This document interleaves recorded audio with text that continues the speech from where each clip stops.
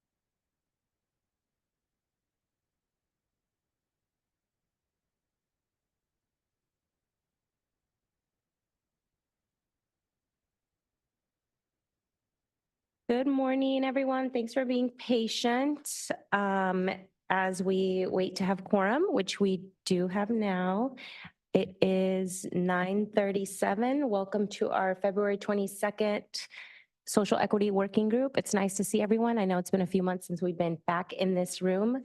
Unfortunately, our chair is away at a conference, so she's not going to join us today. Clerk, can you confirm we have quorum? Thank you. Good morning. Yes, we have a quorum for this meeting. Thank you. I jumped the gun there.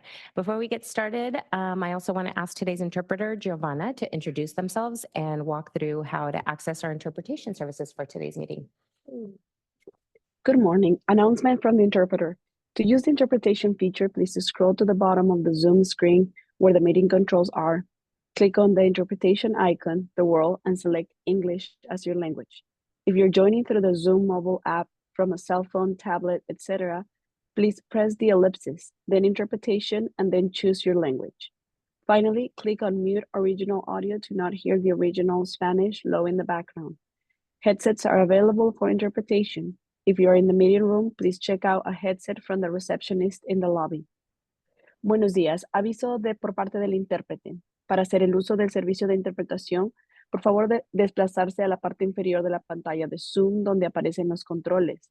Haga clic en el icono de interpretación, el globo terráqueo, y seleccione Spanish o español.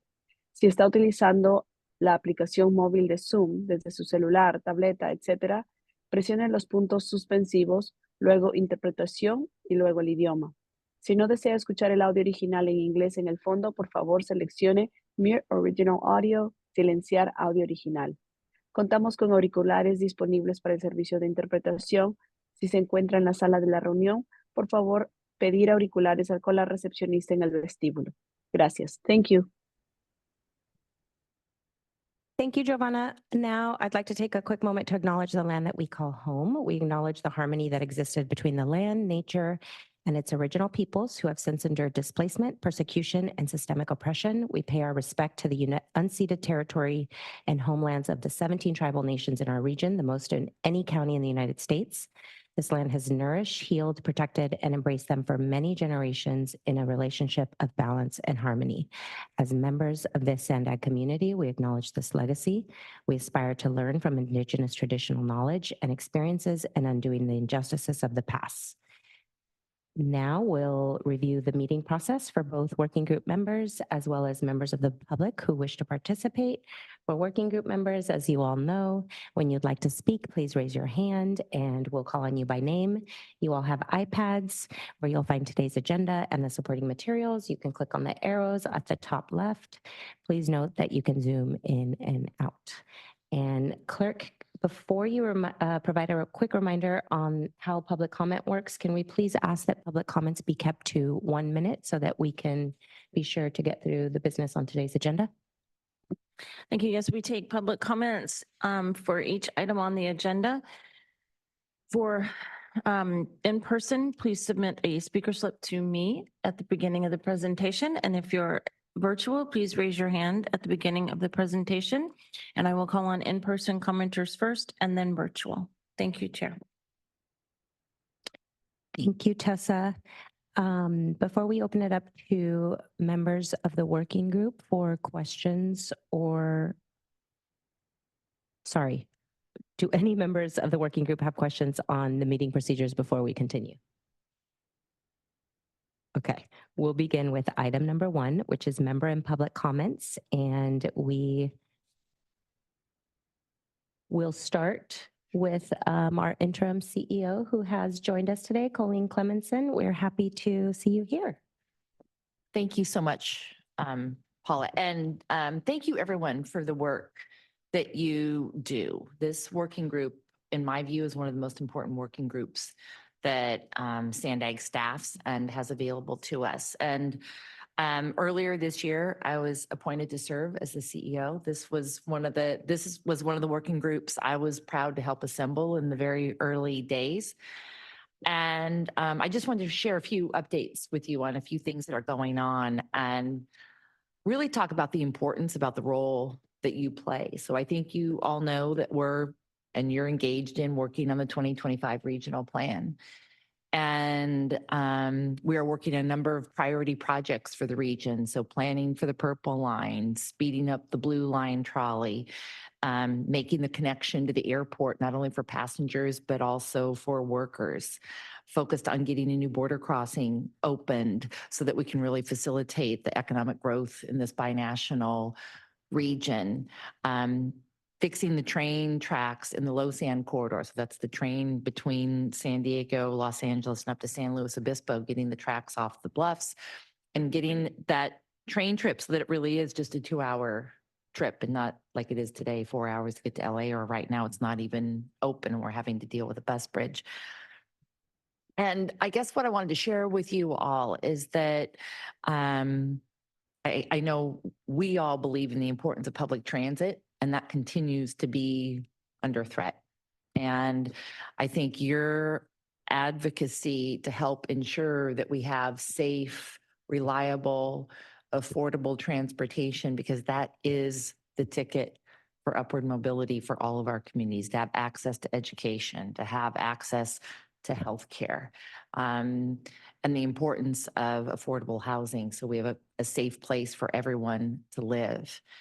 And I see things happening recently. We have city councils now who are adopting resolutions saying no rapid bus in our community. And these are areas where I would like to ask all of you to really help in that advocacy, where as staff, we can only say so much about the importance of these things. And your voice here to put a lens on the work that we're doing from a social equity perspective is incredibly important. That's a really important piece of all this. But the second and equally important piece is the advocacy in your communities, because the community members trust you. They know you. They know you for the work that you do. They know you because you speak the languages that the people in your community speak, and they're going to trust you more than they're going to trust me coming out and saying things. So anyway, I just wanted to give you that encouragement. We have an incredible team here of people with Paula, and then Antoinette, who's our director of regional planning, and really, really, really dedicated staff throughout the organization. So I just want you to know that we're a resource here to help you. And I think this particular regional plan is really critical, because we are making some modifications to what was originally approved by the board of directors. And I want to make sure that the really important stuff absolutely stays intact. And that's where the community voice comes in. That's so, so important. So we appreciate you. We're here to support you. And as long as I'm in this role, you know that you have my support, and I'm fairly certain that the next CEO will feel exactly the same way. So I'm happy to answer any questions that any of you may have. And I'm always a resource. I'm happy to share my cell phone with Paula so that any of you can call me anytime. Thank you. Thank you, Colleen. Do any working group members have any questions or comments not related to items on the agenda?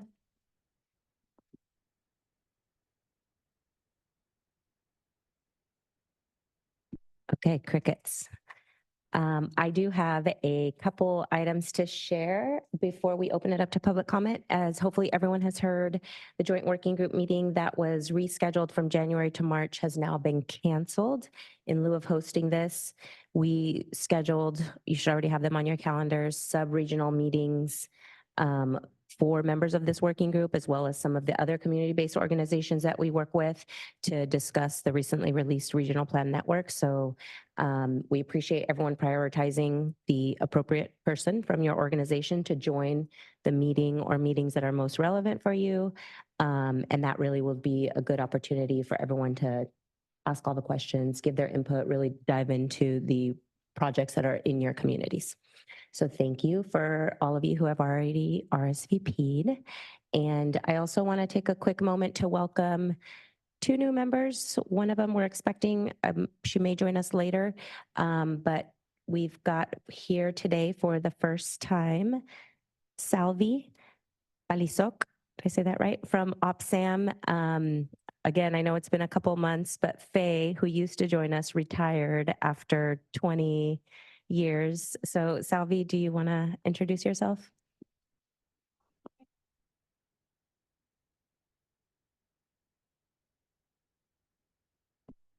I am the new community outreach supervisor for OPSM. I did not replace Ms. Faye, but I'm currently out in the community as the community leader for OPSM Health. It was nice seeing everyone's faces rather than Zoom. So thank you. Thanks for being here, Salvi. And then again, like I said, she may join us at some point, but Mirjana Rodriguez from Escondido Education Compact will be new to this group. And I believe she's going to be sitting next to Barry. People still about you? No. Clerk, I will now ask you if we have any comments from members of the public on items not on today's agenda. Thank you. We have one public commenter, the original draw. Please go ahead. Yeah, as we're, dealing with social equity, I think it's really important to be mindful of the invasion on our border happening and the help that these people get for actually committing a federal offense by crossing not in a port of entry. And they're getting, anything and everything that they need. They get hotel rooms and all of this. And then we have people in our community who are suffering.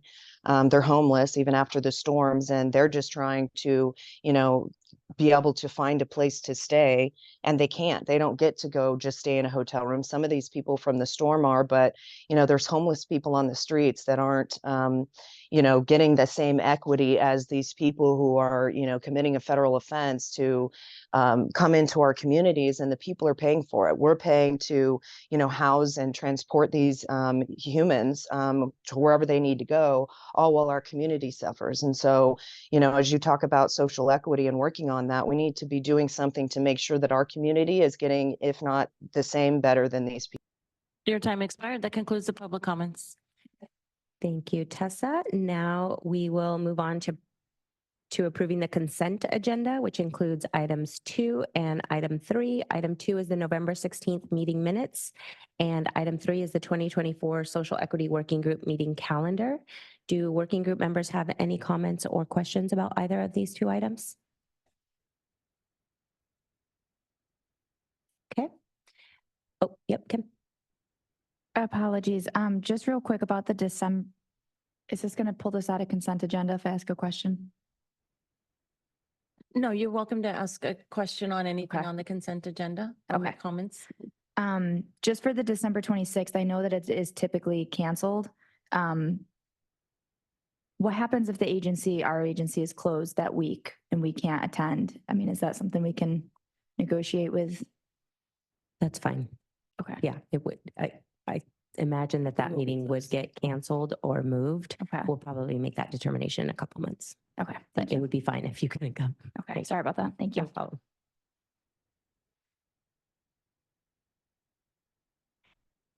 Do we have any comments from members of the public on items 2 or 3? Tessa? Thank you. I have one public commenter on this, on the consent agenda, the original draw. Please go ahead.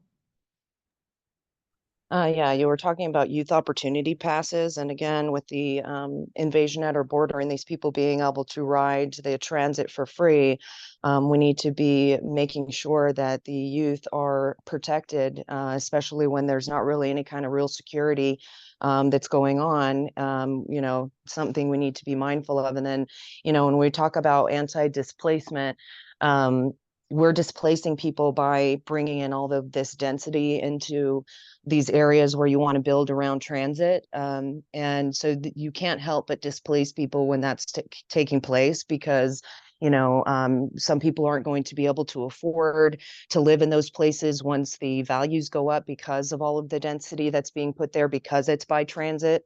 So, it's like everything that you want to do contradicts what it's supposed to be helping. And so you get in your own way of really being able to help the community when you're displacing people, but pretending that you're not, and not really providing them with any kind of other opportunity. Your time expired. That concludes the public comments on the consent agenda. Thank you, Tessa. As a reminder, you do not have to have been present in order to vote on the meeting minutes. May I please have a motion to approve the consent agenda? Thank you. Okay. Thank you, Barry. Can I have a second? I have a motion by Barry and a second by, I'm going to go with Jennifer because she raised her hand first. Those in favor, can you please raise your hand? Thank you. It looks like we have no oppositions. This motion is unanimously approved. Moving on to our next item. For our first presentation, we're going to have an update on the Regional Vision Zero Action Plan, which is going to be presented by Sam Sanford from SANDAG. Welcome, Sam.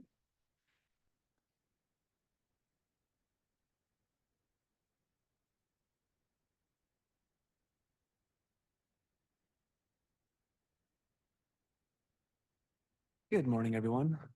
Good morning. So my name is Sam Sanford. I'm the staff lead on the Vision Zero Action Plan, which is a fancy way of saying that this is a comprehensive safety action plan or traffic safety plan for the entire region, a plan to help local jurisdictions particularly.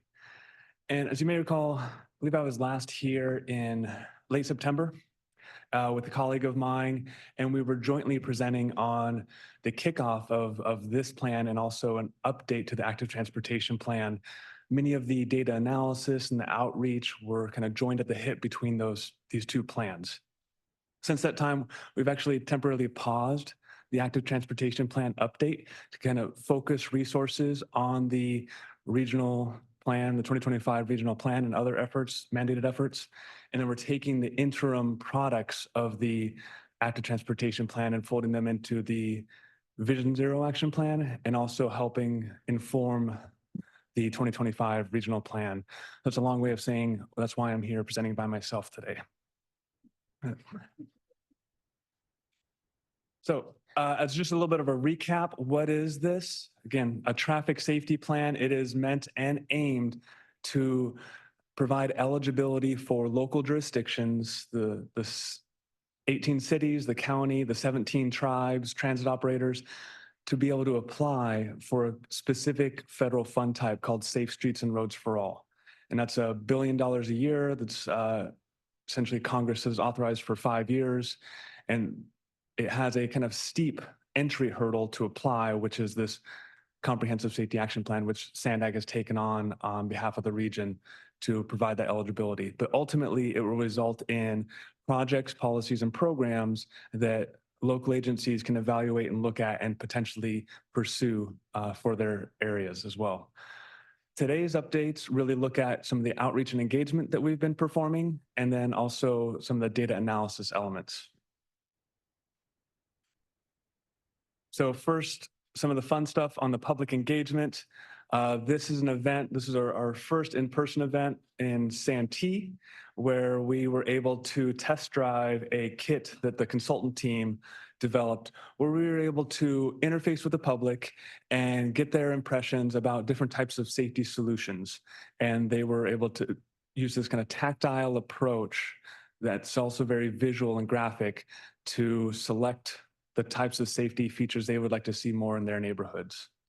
So this was a product, this kit for engagement and feedback was something that was developed in collaboration with CBOs, where we got a lot of input about we need to have less text, more visual, more icons and graphics, and tactile where it can be. So this was our first run, and it was a huge success. We actually had people stop and say, like, how do you guys come up with this idea? And then we got, I think it was about 120 individuals interfacing with us and participating in the kind of the sticker selection process. So it's been a big hit. Since then, one other CBO has used it to great success. Another one just checked out the kit today. So we have 2 kits that we're circulating through, and CBO partners that opted in to join this effort are really starting this month with the outreach efforts. So in addition to the in-person events, SANDAG is going to hold a series CBOs that elected to join, of which there are 7 that are under contract at this point that have gone through that process. They're going to do up to 2 events each as well. Then we also had online engagement through a social pinpoint platform where we had nearly 3,000 comments where people were able to go in onto an interactive map and note where they had or where they'd identified gaps in the active transportation network, where they felt unsafe traveling by different modes, kind of alert us to those kind of concerns throughout the region. We also have a local agency project development team meeting that meets every few months and goes into greater detail about the Vision Zero action plan and the elements behind it to understand if we're capturing all the needs of the local agencies as we move forward. And then obviously we're going through working group presentations like this to get input from working groups, get feedback about the development of this plan. And then we also follow up with the policy advisory groups.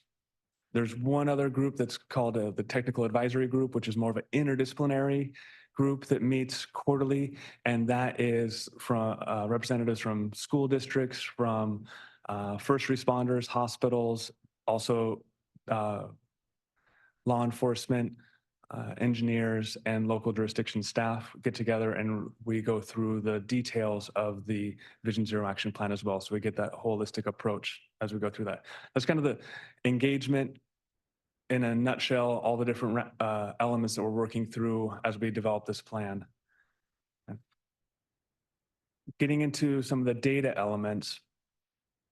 First is a benchmark assessment. And this is one way you can think about this is kind of a maturity model. Like where is this region in the realm of safety planning and how are we doing relative to other regions? There's a kind of a national set of areas listed here on these kind of 5 bullets of areas of assessment. And so the consultant team has gone through and looked at over 36 documents for our region to try and assess where is SANDAG and the region at large in safety. This is going to help us with that action plan element of the Vision Zero action plan. What should our next steps be to advance in this realm? So it'll identify potential, it can be policies or programs or other just getting more common practice of the use of safety in different either project development or program development opportunities. Part of this is also an existing conditions report on what is happening on our roadways and to better understand how safety is affecting our region. Again, this is all draft at this point.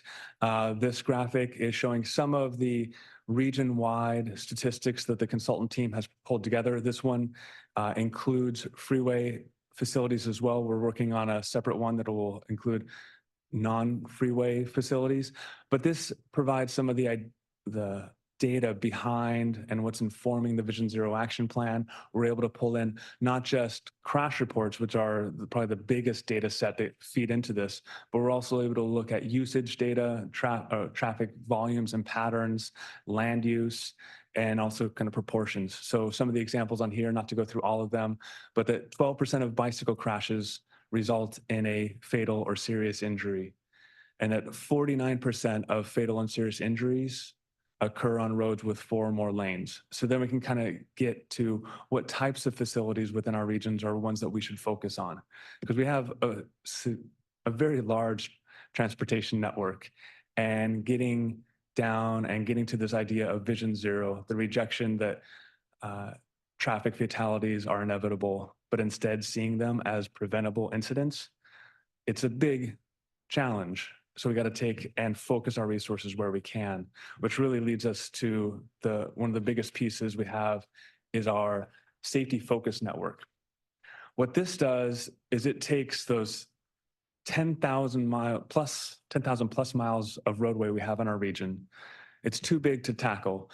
We want to focus on the smaller proportion of our network that has the majority of fatal and serious injury crashes. So the consultant team developed this process, and we were really fortunate to get this team because they're one of the pioneers of this process.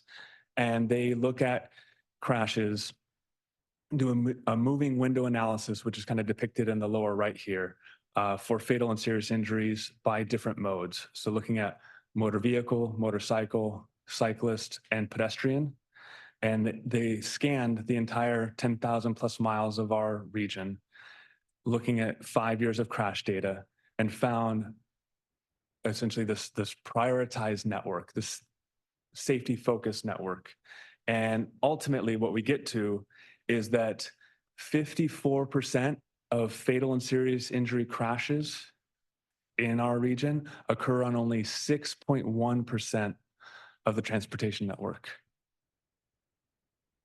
So for us, for the team working on this was very insightful to already be able to take 10,000 miles, and now we can focus on 600 and some miles. It's a very powerful tool getting to this safety performance network. Of those, we're also able to see that 59% of pedestrian fatal and serious injury crashes occur on this network, and 54% of bicyclists fatal and serious injury crashes occur on this network, and then 49% of youth and senior involved crashes on this network. So we're capturing the vast majority, and that's the key piece of this. So what does it look like? This is a map of the entire region, and so the scale doesn't really let us get into great detail, but again, this is getting to the 653 miles. It is just 6.1% of the non-freeway network, and it accounts for 54% of the region's fatal and serious injury crashes. Jurisdictions can then look at this and refine it further. They can see what's occurring in their region or in their jurisdiction and have that eligibility to apply for Safe Streets and Roads for All funds. Now, what we're looking at right now is the composite network. So it is all the bicycle, pedestrian, motor vehicle, motorcycle elements together, but we can look at those separately as well. So if we start looking just at the pedestrian safety focus network, which is kind of this harder to see yellow color, but it is mostly in the western third, but there is a little bit going towards the eastern edge of the urbanized area. If we add in the cyclist network, we'll see this in green. Again, quite a bit along the coastal areas, but then we start seeing some communities more central popping in. When we add in the motorcycle elements, this is pretty spread throughout the entire region. So East County and the urban third to the West County. And then last but not least, the motor vehicle. The composite network, which I showed first with the black lines, is just an overlay of those four. So 653 miles was a great way to quickly take this unsurmountable 10,000 and focus, but 653 miles is still too much. We need to prioritize it. And this is also a requirement of the grant. So there's actually two prioritization processes and two analysis efforts. First is on the safety focus network, which we kind of see in this diagram on the left-hand side. So, and I'll run through what that prioritization process looks like. But the safety focus network is looking back at historic crash data. We also want to look kind of forward and be proactive and identify through a risk analysis segments of our network that have a higher likelihood of future crashes. And so we're able to do that by identifying, looking at correlations between roadway features, use areas, and then how that correlates with high frequency fatal and serious injury crashes. Once we have that correlation, we look to see where else in the region do those same kind of features exist. And that's that risk-based approach, which we see on the right-hand side. I'll talk through the prioritization process or the draft prioritization process for both of these approaches in the following slides. So first is the safety focus network. Again, this is the one that's looking back at 5 years of crash data. On the far left, we have the input is the composite safety focus network. We then move and we look at this both in the urban context and the rural context separately, since travel patterns, crash frequencies, crash types are very distinct between these two areas. We look at them separately. In the center section, the green column is where a lot of the data comes in. And I want to dive in specifically for this group on the social equity piece on the subsequent slide. We'll also include trip activity and modal coverage. So in social equity, we looked at lots of different potential data sources. We looked at Kaalmada virus screen, looked at other state opportunities. And what we ended up looking at and moving forward with is the US Department of ETC, the Equitable Communities, equitable transportation communities, new acronym that I got to learn now, on from USDOT, and it has over 4 dozen indices that it looks at, and it updates very frequently. That one was the more favorable one. It's not a required component for Safe Streets and Roads for All, but it's highly recommended. So we were going with that one for that piece. We also brought in census data, and I'll talk how we brought those in the subsequent slide. Yeah, Barry.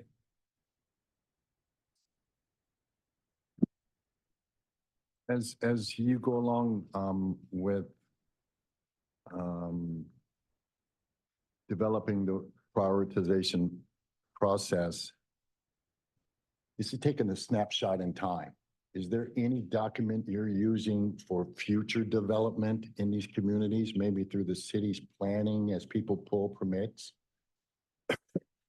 Because there's some areas that we may be looking at this, but they're getting ready to put up 455 units of affordable housing across the street. You know, Yeah. that would shift the heck out of what we're trying to do. Yeah, that's a really interesting point. For this particular one, this is looking, the input is historical data, essentially looking at 2018 to 2022. So the land use and the social equity pieces and the trip activity is also historic. So we're pairing those two together. But that's an interesting suggestion of how we can bring in changes. Stepping back and looking at the Vision Zero Action Plan and the Safety Focus Network, we do plan on updating this at some regular interval going forward in the future so we can capture those changes. I can circle back with the consultant team about that concept about bringing in change of land use. Just being at the table when those changes are being discussed would help you guys plan, I would think, right? Because everybody wants to build affordable housing now. That's going to have major impacts, not only in the residential and the urban, but also in where those transportation hubs are and how, you see what I mean? Yeah, that's a good point. Thank you. On trip activity, this is really trying to capture exposure. So it looks at population density, employment density, and then also trips that we take that aren't mandated, not our typical to commute, our to work trips or our trips to drop off kids at school, but those discretionary trips that we do. And then modal coverage takes those mode specific layers that we have for the safety focus network. So the pedestrian, the bicycle, the motor vehicle, motorcycle. And as a segment is included on more of those, if it's included in all 4, it gets a top score. If it's included in 3, slightly lower score. So that's how those 3 work. And then moving further to the right, we have community feedback and where there is alignment with local plans. And then ultimately we'll have a list of prioritized projects that jurisdictions can look at. And then countermeasures is a fancy word for essentially the safety projects that can help address the concerns for that area. We'll have a suite of options that local jurisdictions can then look at and see which is the best for their area. Looking specifically at the social equity box, this is kind of the process we're looking at for this. So looking at the diagram to the left, it is taking in those 2 data sets I mentioned, which is the USDOT equitable transportation community scores. And again, this is a composite score of it's over 4 dozen metrics. And those cover transportation and security, environmental burdens, social vulnerability, health vulnerability, and climate and disaster risks. That's combined also with census block data. Those are all essentially pushed to an equal area unit of analysis, calculate a score on those, and distribute those across the region as you kind of see in those maps of this draft work on the right-hand side for both an urban and a rural, and ultimately resulting in scores from 0 to 10 that's then combined with the trip activity and then the modal scores from the prioritization process. This is how we've worked equity in for the safety focus network. And this slide looks like the exact same one from 2 ago, but actually this is for the risk factors analysis. We're essentially borrowing much of that same idea. We're taking the inputs slightly different because it is those segments that have the higher risk. separating them by land use, keeping the social equity piece the exact same, so we're able to leverage that, adding in traffic activity again. And then there is a new section on collision trends on the bottom. This is where we do want to have some tie to where there has been a crash in the past. And so we have this concept in traffic safety where, one crash in a specific area might be just a fluke. 2, there might be something there, but 3 is a trend. So where there have been 3 crashes in an area, that would also be added on. But because this is looking at being proactive, this is weighted less than the other areas. So it's still more of a proactive approach. This again will end up with a priority project locations, and then there will be recommendations for different types of safety solutions for those locations. So next steps, this plan has been moving along very quickly. It is, we're working through additional data analysis through what's remaining of this winter, getting in that systemic safety or that risk-based approach, developing a toolkit for local jurisdictions and other owning agencies to be able to select from, and ultimately wrap up this plan in the spring of 2024. Stakeholder outreach is going throughout this process. And there are a few supplemental elements that aren't required of a Vision Zero action plan for eligibility, but they are key for kind of our states and some of the state regulations that we want to follow up on, and those will continue through December of 2024. And with that, I'm happy to take any questions or comments. Thank you, Sam. Do we have any questions or comments from working group members?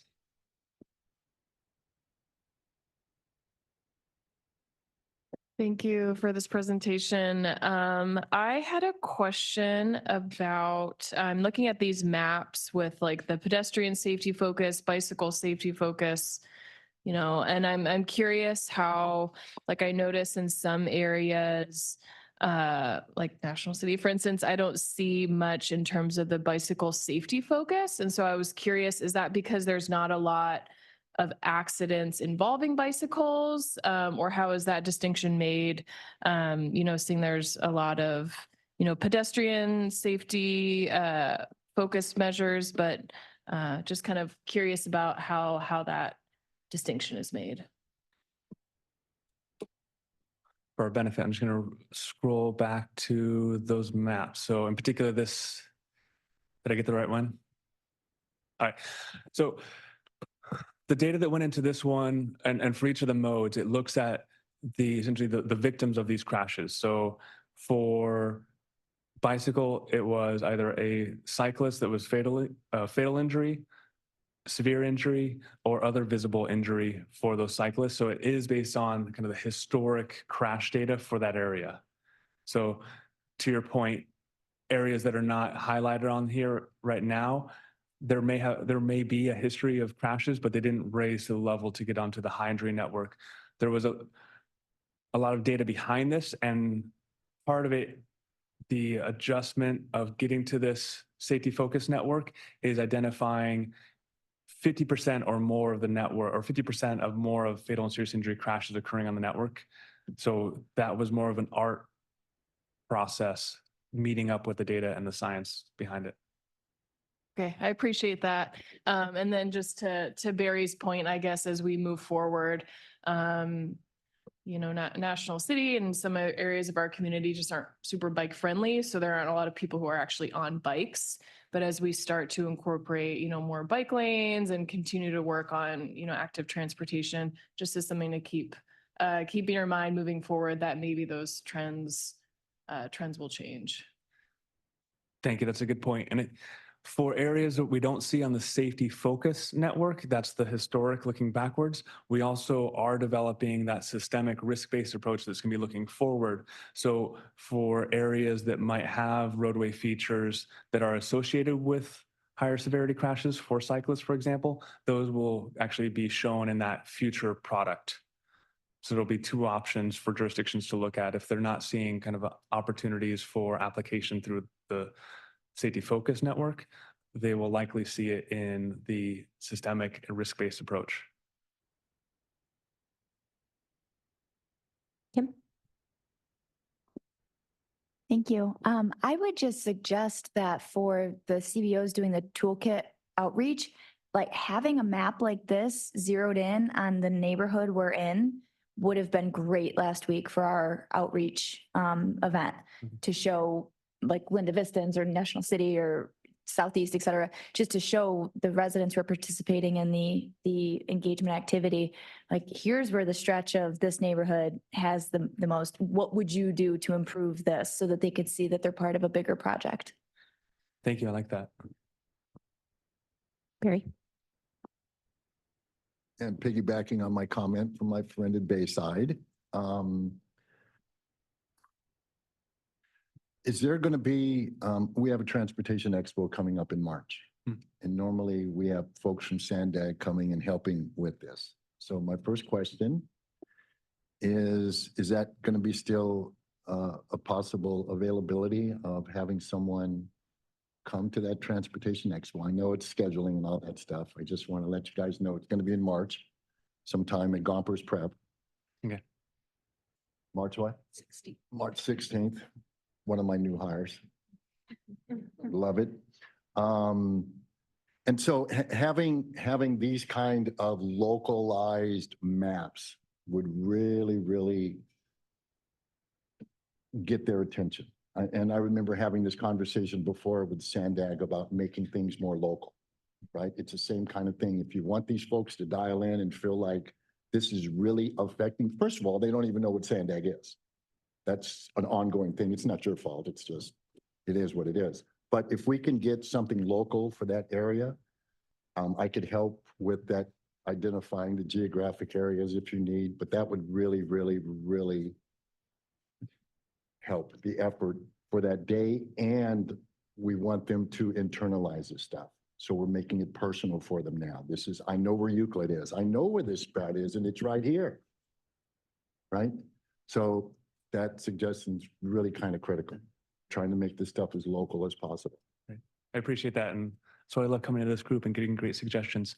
For the Transportation Academy, yes, that is one of the events that we have on our schedule. Yep. And I believe we have essentially the CBO will be there presenting, and then we're working out staffing details for that as well. And yeah, we hear you on the suggestion for having a map, some exhibit there for people to really look at for what's the surrounding community. Okay, thank you, Solar. Jennifer? Hi, thank you for your presentation.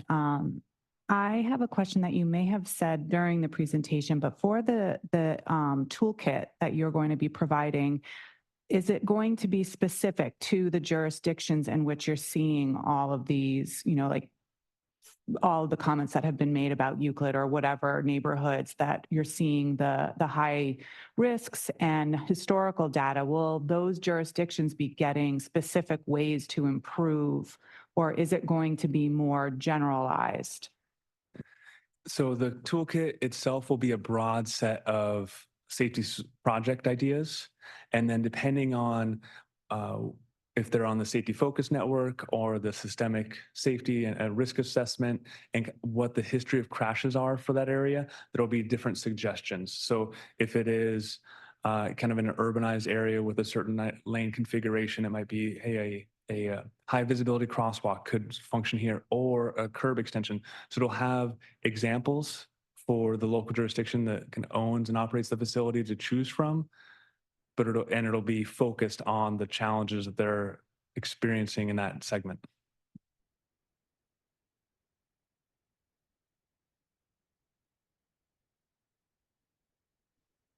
It's mixed.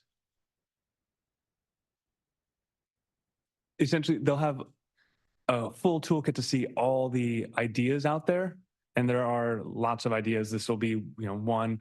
There's other agencies that have, federal and state agencies that have other safety solutions. We'll have links to those, but essentially it gets very deep, very quick, where there's lots of options out there. So we want to let them see all the options, but then we're going to have some recommendations for ones that would work, that we, the consulting team, think will work really well for that challenge area.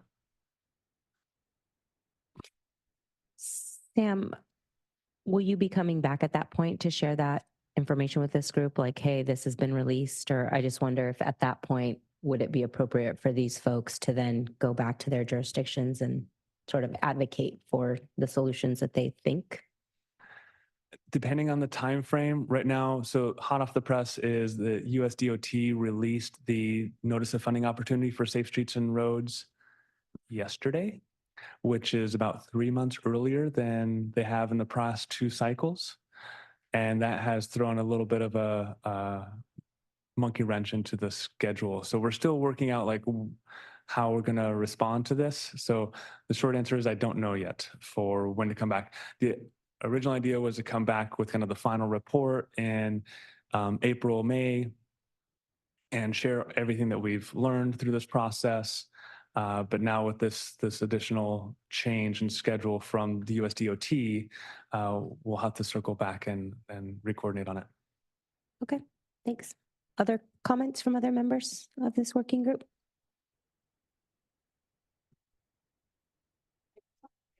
Will you turn your mic on, Marjana, please? Thank you. And welcome. Thank you. Sorry, I amusingly enough got lost. To the point that I don't know this area. Had you come to North County, I would have known where I was placed. But so then I just want to make sure, just for our residents. So they're voting essentially on what, like, they will see like the gambit of solutions for their area, for the risks that are in their area, but they're only going to see, like, you've pre-selected, these are what we think is the best to meet your needs in this area that are specific to. Is that what I'm understanding? So the toolkit itself will be more directed towards the staff at the local jurisdictions. Okay. To say, once they look at the safety focus network or the systemic network and they see, okay, this roadway segment has some challenges, what do we do about it? Then they can look at the toolkit and say, okay, options A, B, and C work really well for right here. Okay. And it'll be for the local jurisdiction to then evaluate, okay, which one would be best? And they could have outreach at that point to see with the community of these 3, which would be a good fit. Okay. So that would be another opportunity there for engagement. Yeah, that was my question, was the community voice in this whole process. I appreciate it. Thank you. Thanks. Other comments? Okay, thank you. Clerk, do we have any public comments on this item? Thank you. I have one public commenter, the original draw. Please go ahead. You know, on the surface, what you're doing, it seems really good because everybody, is using safety as a trigger word or just a word to magnify to push a lot of things that are going on, like surveillance or, people not driving in their cars. And when you know what the agenda is and that the idea is to get people out of their cars, you can use this to demonize it. Of course, we don't want people to be in crashes, but you're never going to be able to mitigate every kind of danger that there is in life. And the more that we try and do that, the more that we take away the people's freedoms, because it's like we're not safe enough to be able to make decisions on our own to be, engaging in this kind of transportation. And so what happens is that'll start with driving, and then eventually it'll go to the bikes, and then suddenly the bikes are going to be demonized, and then possibly walking. I mean, because it starts out with like, we need to save the planet. Then all of a sudden now they're telling us that we're, just us breathing is causing more CO2 than need to be. So then there'll become a tax for that and all these different things. So this leads down a very dangerous path when you try to play God and you can't. That concludes the public comments. Thank you. Thank you, Sam. Now we are going to move on to item 5. We have updates on the EPA Climate Pollution Reduction Grant and the Zero Emission Vehicle Incentive Program. And our presenter today is going to be Samaya Elder from SANDAG. So I will hand it over to Samaya.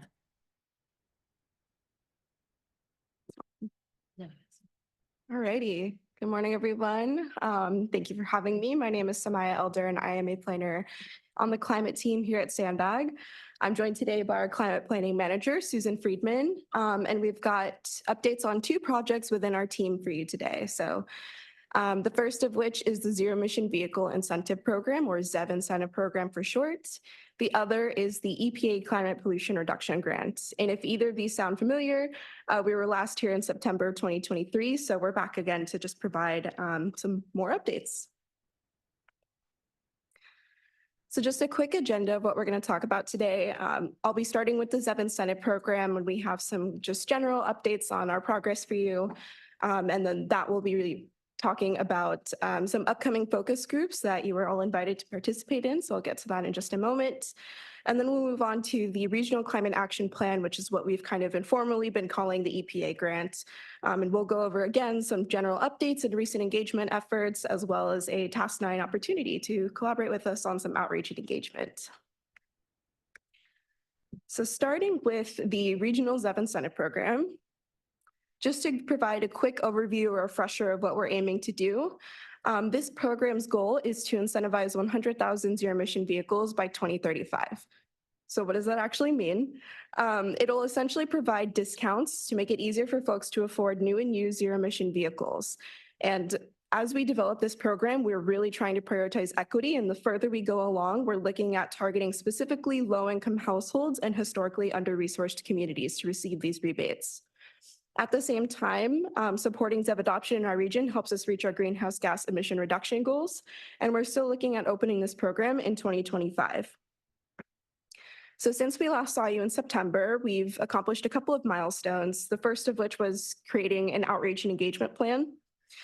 We've also created an existing conditions assessment, and that is being wrapped up, polished up right now for the final touches and should be made available soon. But essentially that includes an EV market analysis, as well as an EV policy analysis at the state and federal levels. And then we also conducted 6 interviews with program administrators of other similar EV incentive programs or EV related types of programs across the state to understand what are the best practices for structuring a program like this, what are things to avoid, any considerations that could apply to our region. So we're taking what we've learned in that existing conditions assessment, along with what we're hoping to learn in these upcoming focus groups to create a program strategy in the next couple of months. So moving on specifically to the focus groups, I'll start with the one on the left, which is specifically for CBOs. So the purpose of this is to gather information specific to your communities that will help us create a program that is easy to use and effective. We're looking at a virtual meeting in mid to late March. And if you're interested in joining, it's optional, but we'd really love to hear from as many folks who are willing and able to attend. So we ask that you please RSVP online via the CBO focus group form. And if this sounds familiar, I did send an email invitation last Friday, which you or someone in your organization should have received. It included the link to this form to RSVP. If you did not receive that, please don't hesitate to reach out to me. My email will be at the end of the presentation. Like I said, we'd love to hear from everyone in this room that's available. And then the other focus group is for community members. So it'll be advertised to just kind of more broadly to general members of the public through social media and on the SANDAG website. And for this one, we have, so for this one, we're also looking at virtual meetings. Again, in late March, we're looking specifically at evenings and weekends, since we know the Monday through Friday 9 to 5 schedule is not necessarily the most accessible. So we're asking you to please share the interest survey with your networks. What the interest survey is essentially the RSVP form for the community members, so the equivalent of the CBO focus group form on the left. And the reason why we have a survey is because as we started planning these focus groups and going through the process of developing this program, we realized how critical it is for the folks in that room during the focus group to be representative of the communities that we're trying to reach and who should benefit from this program.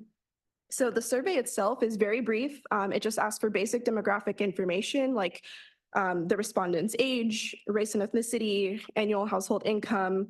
And it also asks whether or not they are considering purchasing or leasing a car in the next 5 years, just to understand where they're at in that process and what their attitudes might be as a consumer. And I will also add that community members who are selected through that survey to participate in the focus group will receive a $50 gift card as an incentive for participating. So we're really excited to have that opportunity. So before I move on, those are the two asks related to our Zev incentive program. And before I transition to another project, are there any questions about this program? Please. I can't see the name tag yet, but is it someone I in the saw back? Lisa, Claire, and Barry. Thank you for this information. One of the things that I'll flag and going into some of the conversations with community and CBOs is that you'll find that other programs haven't been successful in places like San Isidro because there's absolutely no infrastructure to be able to charge an EV. And the only place you can in a community like San Isidro is at the outlet mall, which is like furthest you can get to the border. But that's not where a lot of the housing is. And so 75% of households and families rent in San Isidro. So all of the larger affordable complexes, apartment complexes, they have one space and no EV charging capabilities. And if some of that infrastructure came in, it would probably eliminate some of the parking. And so it should be part of the conversation and part of the ask and grant funding or solutions. Just like with bike lanes, if there's no bike lanes, people don't bike, right? So we're just getting a bike lane in San Isidro that connects the border to Bayshore Bikeway, but we would love EVs and take advantage of programs. But if you can't charge your vehicle and you have to go to a separate community, it's not going to work. Yeah, thank you for that. I totally understand that it's a big piece of owning an electric vehicle.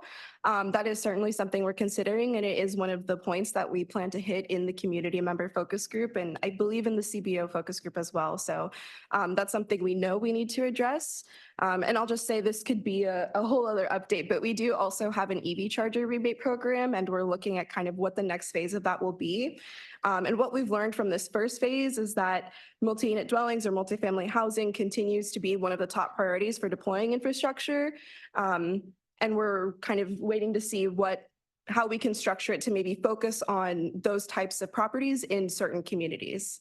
So we're actively working on that too, and I'd be happy to bring that item back or connect with you offline. So thank you. Was it, I'm sorry, this Claire? It's slanted. Yeah, no worries. I was pretty much going to make the same comment just about there's just no infrastructure. So it makes it, I think, hard for community members to engage in the conversation when it's not even an option. So just when thinking about like some of the recruitment of community members, maybe some of the messaging can be around, you know, that this is an opportunity to share feedback on the barriers and like, how do we get around those? I think people may be able to have that conversation more than they might be able to have a conversation around, you know, I want an electric vehicle and this is how I'm going to do it, but you know, how do I get the funding for the vehicle? So just, yeah, to kind of piggyback off of that. Thank you. Yeah, definitely understand that. And I'm gonna, what's triple back on this. And the thing that triggered me in this last 5 or 6 minutes was to hear that San Isidro doesn't have infrastructure. I know most communities south of 94 struggle with it. And we'll probably talk about this in the equity portion of this meeting. But you guys, that's what equity is. Providing services where there aren't any. It's not a big MBA kind of a definition. It is easy. It is you provide services where there aren't any. And to hear that San Isidro doesn't, which is a major border crossing, you know, and so I'd like to, in a future meetings, have some conversations about how these priorities are identified. Right? Yeah. Because I could think of Southeastern San Diego and we got 1 or 2 places, but in all fairness, you know, the border area needs it as much, if not more than we do. They have more traffic down there. They have more people flowing through. It's more of a transient sort of a thing where there's, you know where I'm going with this? Yeah. So, I mean, I'd like to somehow maybe put on our agenda of how priorities are set for these kind of projects. Because right now, I'm not saying it is, but right now it sounds like it is the antithesis of equity.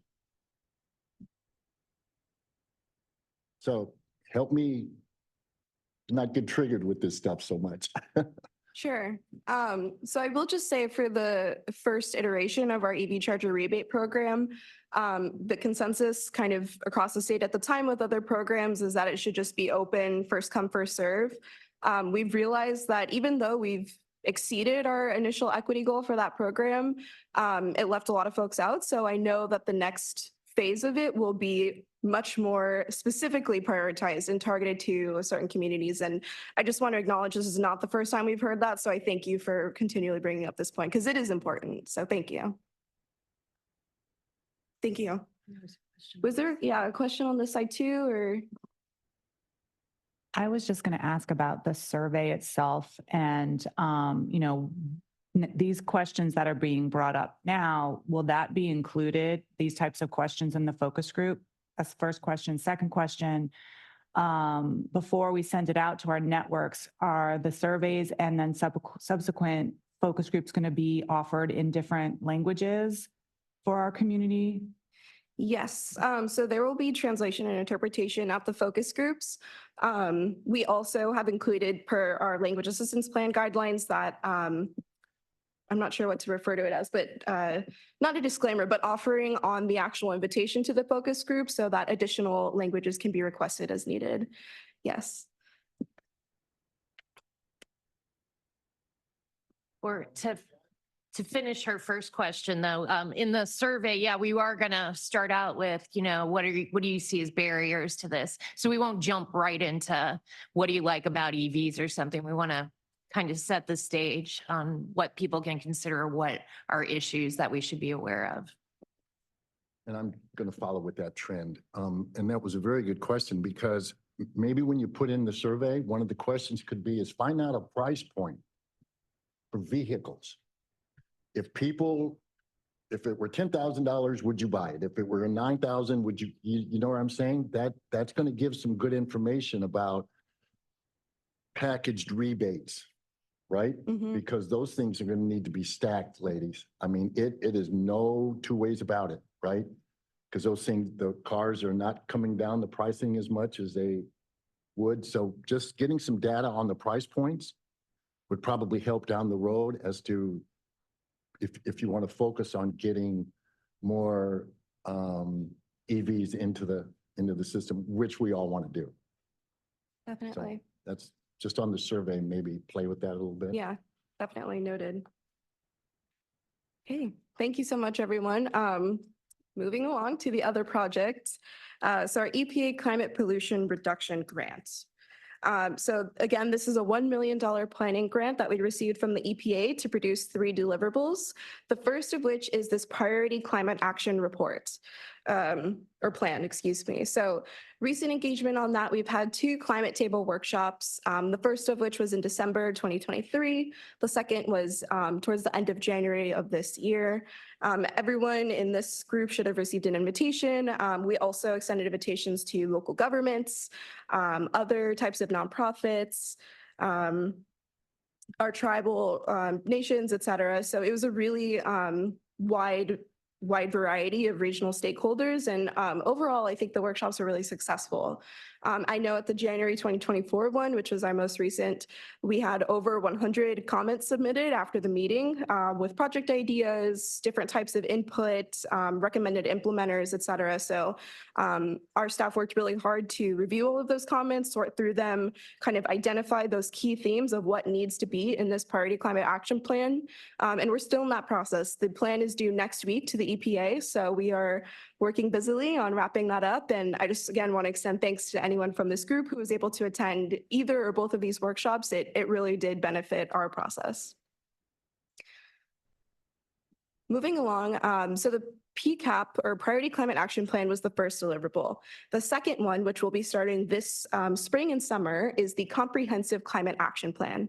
So that will be kind of an expanded, more detailed, and longer range version of this priority cap, which is due next week. So we'll have about a year to work on this comprehensive climate action plan. And as part of that process, we'd like to collaborate with our CBOs to do really meaningful outreach and engagement to continue informing these climate action plans. So to do this, we've set aside some of our EPA grant funds for direct subawards to CBOs to support that outreach and engagement through 2025. And we've been attending CBO outreach team meetings, which I realize is not the same group of folks, but I did want to highlight that we've been seeking input on what the scope and what the contracting process should look like. And where we've landed with that is that the scope includes, among a couple of other more minor things, planning, facilitating 3 events and 3 activities. So just to quickly differentiate between those, events are things like pop-up outreach, presenting at community meetings, hosting workshops, conducting surveys, things like that. And activities are relatively supposed to, or meant to be a lighter lift. So social media posts, newsletter updates, emails, etc. And as I mentioned, we attended the December CBO outreach team to get input on this scope of work. And so that has led us to wrapping up a scope of work and the cost proposal template to share with you as a follow-up to today's meeting. So we are really, really excited about this opportunity, and we'll have like the dates and schedule for doing that work in the follow-up. So any questions about the either the Priority Climate Action Plan or this Task 9 for the Comprehensive Climate Action Plan? This might be a little too in the contract weeds, but if this gets tied in with Task 9, is it going to be the same billable rate that we've submitted for the Vision Zero? And is it following the same guidelines for that we currently have? It's all based on the master agreement, so yes. Okay. Thank you. Alrighty, thank you. So with that, I do just want to recap because I know I talked about a couple different things and 2 different projects. So for the Zebin Sana program, which is what we started with, our 2 actions are, if you're interested in participating, please complete the RSVP form for the CBO focus group. Again, that's linked here if you want to check out the slides. It'll also be in our follow-up email, and you can also search for my name in your inbox. It should have come to you last Friday. And then the second under that project is please distribute the community member interest survey to your networks. Again, that will be coming in the follow-up email.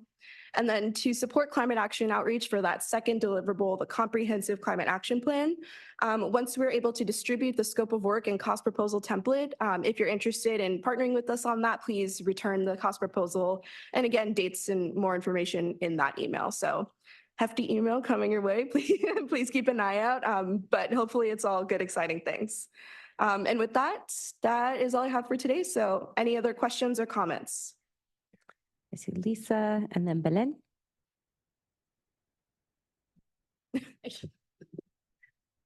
One of the things that just occurred to me that would be great for those follow-up conversations and focus groups is also information on California climate goals and the expected transition to electric vehicles that is going to be required and a reality for all of us, including the big trucks that cross the border every day.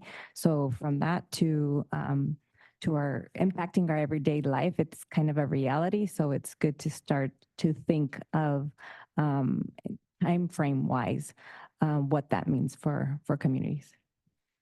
Thank you. That's a great point. I'll just share too, the structure of the focus group right now will be, we do have consultant support with the facilitation of it as like a larger project, but SANDAG staff will be there to provide that kind of overview of why we're here today. So I'll make sure that we as staff hit on that. Are there going to be more climate table workshops, dates that we should know coming up? Yes, the next one's not planned, but the intent is for this to be a recurring workshop, similar to a working group type meeting. So I'm not sure exactly what the timing is. I don't. It'll be once we've gotten started with the comprehensive cap. So maybe earliest would be this summertime. But we'll be definitely getting back to everybody and through Paula when we do have some firm dates. We want to make sure we have something for you to, throw darts at so we don't spin wheels or waste your time, your valuable time. Got it. And so the comprehensive plan is a deeper dive into the priority cap, or you're still going to be adding more projects? So with the comprehensive cap, it'll be reflective of what we've already learned for the priority cap, but it'll be longer term. So this priority cap only goes to 2030, and the comprehensive cap, I believe, goes up to 2050. Yeah, and a couple other things. We'll have a brand new updated regional greenhouse gas inventory. So where are emissions coming from in our region? Our current one's from the 2021 plan. So this will be one that's with the Bayshore 2022 and part of the 2025 regional plan. So we're going to do this in coordination with the regional plan. And it's going to cover all sectors, whereas the priority cap really is focused on what we heard is community priorities and local government priorities and transportation and in buildings. But this will also cover natural and working lands, industrial waste, the whole gambit of climate issues. Okay, very nice. This is the final question. I guess what sparks the question is the Youth Opportunity Pass, but I'm just curious about all programs. I think you're going to be doing an analysis to see the amounts by which it reduces GHGs. And so sometimes it's easier for programs like infrastructure, right? But for programs like the Youth Opportunity Pass, the calculations might be a bit more difficult or different. So I was wondering if when that's going to be happening. So that's actually happening right now in terms of for the priority cap, and then we'll be doing more in-depth calculations in the next phase for the comprehensive one, because this one just looks toward 2030. The next one will look out to 2050. But we actually have some really good data for Youth Opportunity Pass. So, and in terms of EPA's scoring criteria to seek funding to implement the program further. So we don't have that information in front of us today. Our consultant at University of San Diego is still working on that. But the initial results are looking good for things like YOP, still figuring out some of the other ones. Okay, thank you. And just to clarify, which one's 2030 and which one's 2050? Priority cap is the one right now, and that's looking at the next 5 years, 2030. And then the comprehensive cap will look at from today through 2050. Excellent. Thank you. Thanks. Any other working group members, comments, questions on this item? Okay. Thank you, Samaya and Susan. Appreciate it. Thank you. My apologies. Clerk, do we have any public comments for this item? Thank you. I do have 2 public commenters on this item. The original draw, please go ahead. Yeah, as they're going to be mandating the electric vehicles, they're also going to be mandating that people don't drive, because when SANDAG talks about all of these things, it's like, yeah, we got to get people into electric vehicles, but we're also going to have to get them out of their cars and to stop getting all of these vehicle miles traveled. So all this money is going to be spent to then suddenly have to change the agenda again and go into where we're not going to be able to drive. And if you're going into these low income, underserved communities, obviously they're not going to have the infrastructure or the, money to pay for this, because it costs a lot more money to drive an electric vehicle than it does to drive a gas car, because the electricity is through the roof and it continues to go up, and you only get a little bit of a charge for quite a lot of money. So, I mean, it winds up not being cost effective for these people. And also because you're going to be changing the agenda soon where nobody can drive. So, to get all these people into doing this, and you're not ever acknowledging the fact that these emit radiation, high amounts of it, just while they're being driven, let alone when they're being plugged in. So this is a severe safety issue, including the lithium bombs that are inside of them. Thank you. Your time expired. Our final commenter on this item, Kelly Linden, please go ahead. Hello. I have comments on both programs. For the EPA grant, I'd like to make a request that the PCAP be made public as soon as it's submitted. I was hoping to see it ahead of time, but I know it's a last-minute scramble to put it together. I do appreciate all the effort staff has put into it and getting it done, but I would like to see it posted as soon as it's submitted next week. Partly because the implementation grant is due 1 month later, and I'd like to be able to weigh in on the priorities for that, because that is a large amount of money that will impact a lot of communities, and so the ability for folks to be able to provide input is important.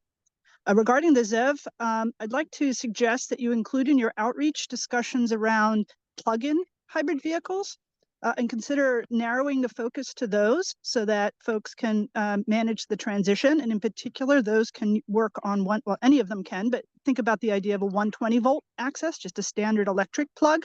That would really open up the opportunities for folks, but having the gas backup would really make that much more feasible. Thank you. And that concludes the public comments. Thank you. Okay. Thank you again, Samaya and Susan. Our final presentation for our meeting today is an update on the agency-wide definition of social equity. And Catherine Tebow from SANDAG is going to be sharing that with us today. Hi, Catherine.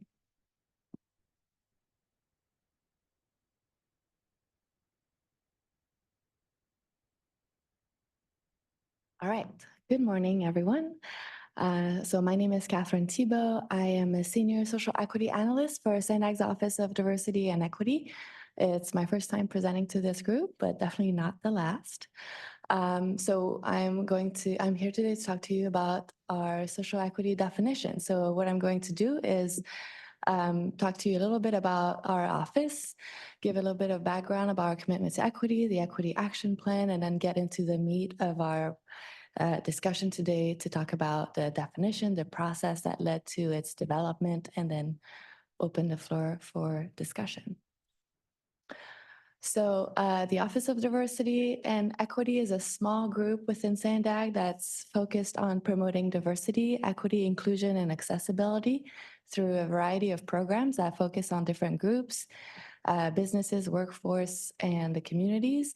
My work is focused on the community side of things. It's a little bit of a behind the scene work where we look at all of the work that SANDAG does, make sure that it's in compliance with civil rights, and also that it incorporates best practice related to social equity and environmental justice.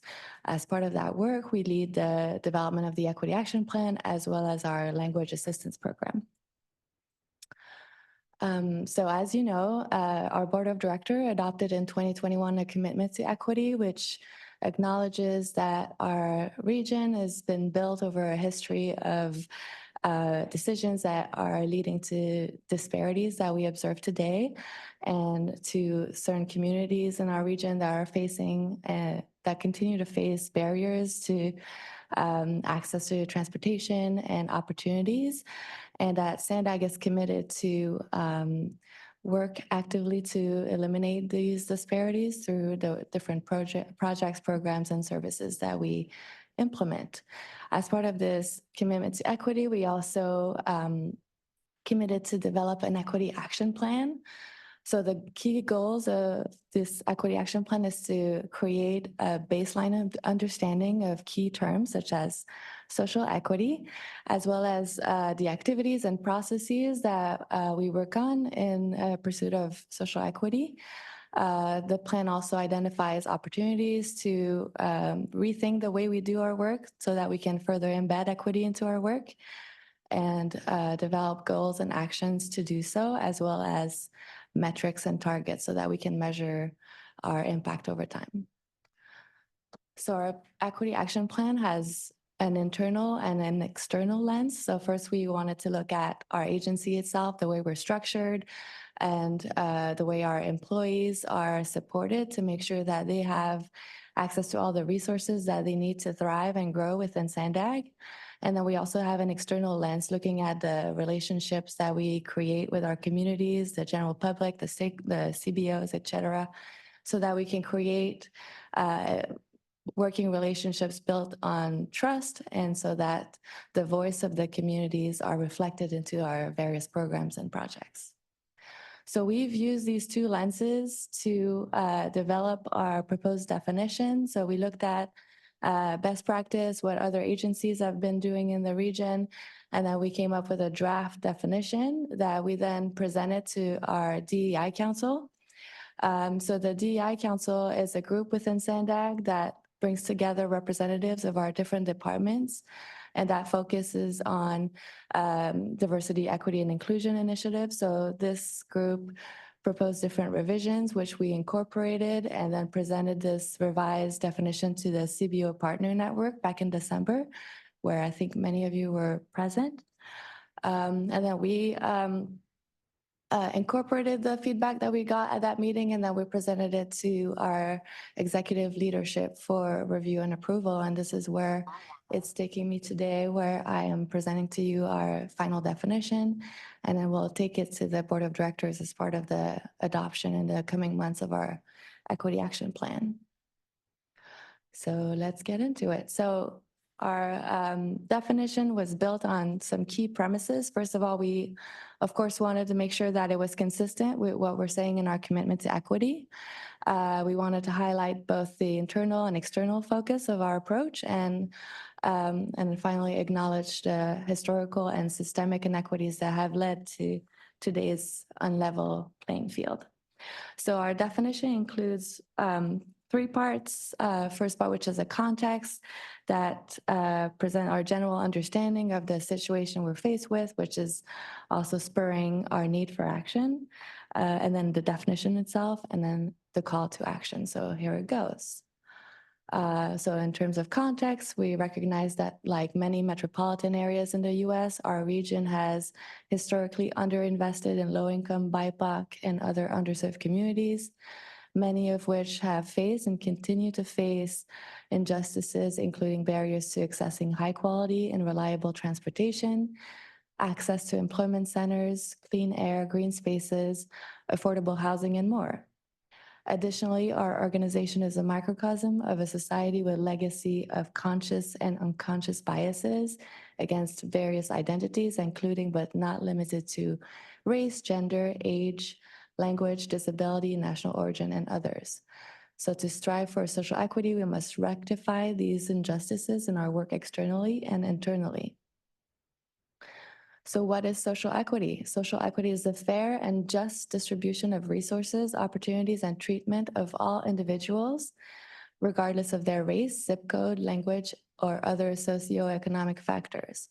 In our work with the public, social equity is a vision of our future where all communities in our region are empowered to meaningfully shape our work and have access to the resources and opportunities they need to have a good quality of life, prioritizing the needs of historically under-resourced and underrepresented communities. Within our organization, it is a vision for our workplace and employment practices where every employee feels valued, respected, supported, and equally deserving of opportunities. And our call to action is to promote and continue promoting equity in our external initiatives, prioritizing historically under-resourced communities, planning and delivering projects, programs, and policies that bridge gaps in access and investment potential. And then internally, it entails fostering a culture of inclusion and belonging where all employees feel comfortable bringing their full selves to work, regardless of their diverse identities. Further, we must eliminate biases in hiring, management, promotion, compensation, and all other organizational practices. So I'm going to stop here and open the floor if you have questions or comments.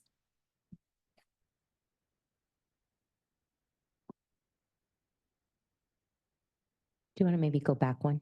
Just in Yes. case folks want to see. I know we all It's have the it in red front of arrow, us. right? Yep, the definition, yep. Any questions, comments from this group? Again, knowing some of you have seen this a few months back, but Lisa? I think the part that stands out as to be one of the sections that needs to be uplifted is that the piece about rectifying the systemic injustices, because we all know that it can't be okay from here moving forward. We're going to do the work in a certain way. It really is going to take a significant time and focus and energy and resources to rectify the lack of and neglect in specific communities, and for them to get to a level playing field that was mentioned. And I think just being able to bring that piece into the actual definition is really important, because it should influence every decision that is significant and with every grant and proposed project. Thank you for that comment.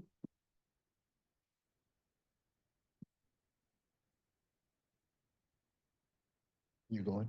Go.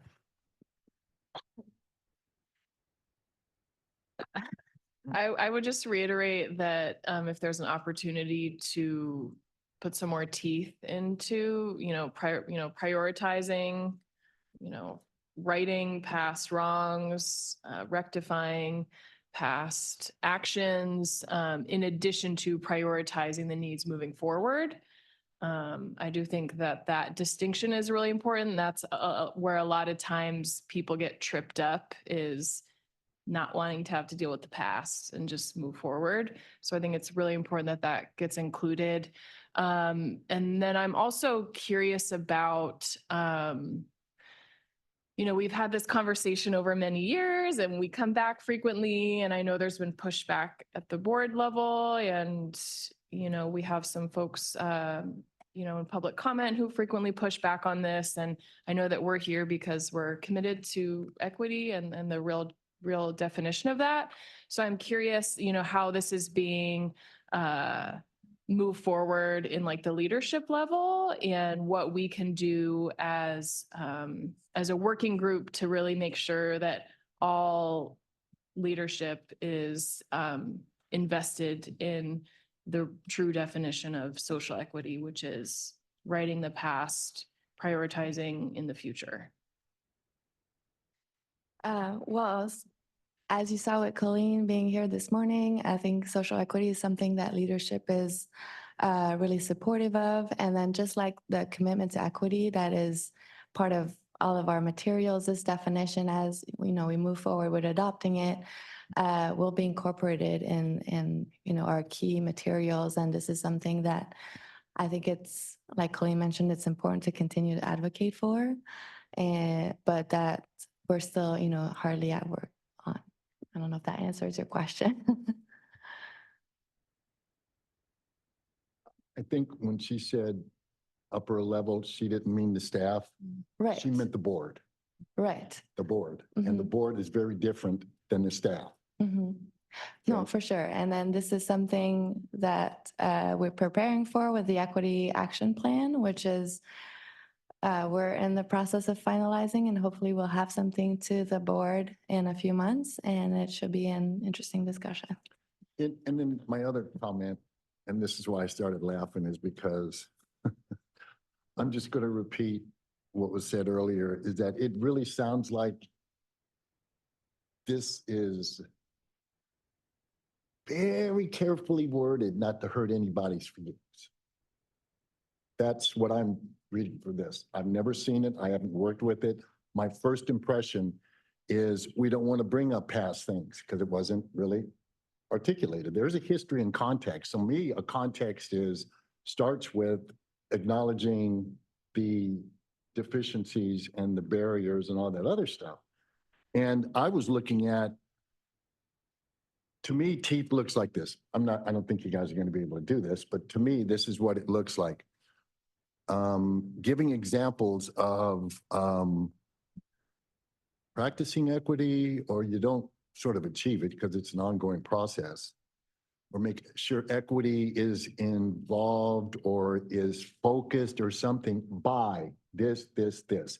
Having social equity working group part of the plan for developing this, going into underserved communities and task forces and doing this, prioritizing equity and yada, yada, yada. So sort of like more direct, actionable items that we could look back and say, did you do this?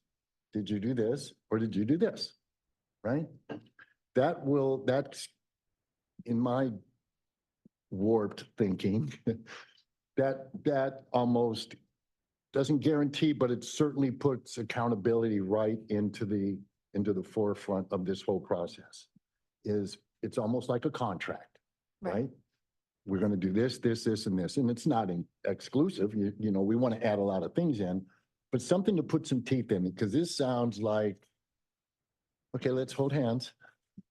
And let's go around the room and, and that's not what we need. We need some actionable items, Yeah. right? And so we broke it down into 3 to make it readable and digestible, but the context and the call to action is all part of that definition, just to make it clear. But I take note of the comment to really kind of add this into the actual definition. And then what you're referring to is more about the equity action plan, which we're working on, which is going to be a listing of key actions with metrics so that we are accountable to it. And look, I am so glad you're doing this as an organization. I mean, at this point, this is great, right? It's a good start. And the mere fact that the investment is being made to focus on getting this done and done correctly and inclusively. Great, good job. Thank you. So to Barry's point, the one way to be really, really specific in the actual definition is social equity starts with rectifying that, and then you get into this. That's what I would recommend. I think they're speaking from a place of experience, but I just want to highlight that personally. I also like this definition. We're not all gonna hold hands and sing Kumbaya, but I think we also have to recognize that there's different viewpoints at the board. And if this is what's going to get people on the same level, I'm okay with it. So just want to give you some of that feedback too. Thank you. Yeah, I think also something that I would want to see too I think could be a kind of good balance of kind of talking about the historical context and also trying to get people on the same kind of page. Might be maybe including some kind of portion to incorporate kind of like a sense of urgency, right? Rather not focusing on, I mean, obviously taking the context of the past, but including like a sense of urgency and rectifying those issues of the past. I think that might be kind of a way to get people on the same page.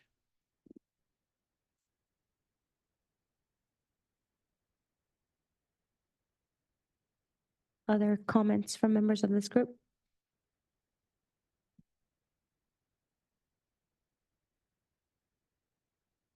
Okay, thanks, Catherine. Thank you. We're gonna ask the clerk now if we have public comments for this item. Thank you. I have one public commenter, the original draw. Please go ahead.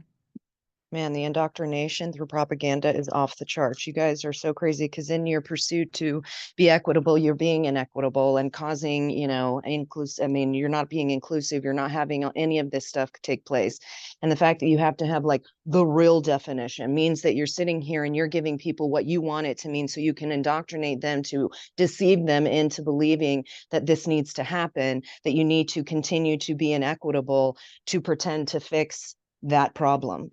And you can tell because you're like in the workplace, we want everyone to feel valued, respected, supported, and equally deserving of opportunities. But if you're in the public, we just want you to have resources and opportunities that you need to have a good quality of life, promoting the needs of the historically under-resourced and underrepresented. So you don't want everybody in the community to feel valued, respected, supported, and equally deserving of opportunities.